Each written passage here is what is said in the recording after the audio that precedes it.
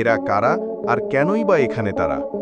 আসসালামু আলাইকুম, আমি রাহাত নিয়ে আসলাম একটি ভয়ানক কারাগারের ঘটনা, যেখানে গেলে আর ফিরে আসার ভাবনা চিন্তাও কেউ করতে পারে না।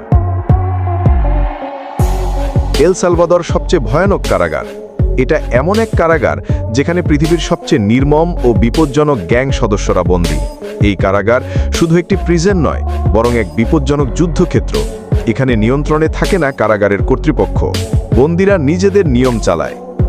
এল সালভাদরের সান্তা আনা কারাগার, যেটি গ্যাংয়ের আবাসস্থল।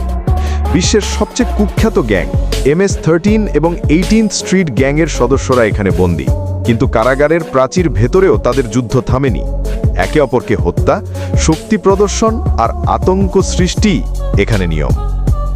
কারাগারের ভেতরে বন্দীরা নিয়ন্ত্রণ করে বন্দী রাজত্ব। গার্ডরাও নিরাপদ নয় তাদের সামনে। হত্যাকাণ্ড, মারামারি, গ্যাং নিয়ন্ত্রণ, এই সব কিছুর মধ্য দিয়ে চলে দিনরাত। এমনকি একসময় এই কারাগারগুলোর ভেতরেই বন্দীদের হাতে গার্ডদের হত্যার ঘটনা ঘটেছে। এল সালভাদরের এই কারাগারগুলো বিশ্বের সবচেয়ে ভয়ানক কারাগারের তালিকায় শীর্ষে। এখানে বন্দীরা বন্দী নয়, বরং এক ভয়াবহ গ্যাং যুদ্ধের অংশ। এই হলো এল সালভাদরের সবচেয়ে ভয়ানক কারাগারের বাস্তবতা, যেখানে নির্দোষের জন্য কোনো স্থান নেই, শুধুই ত্রাস আর আতঙ্ক।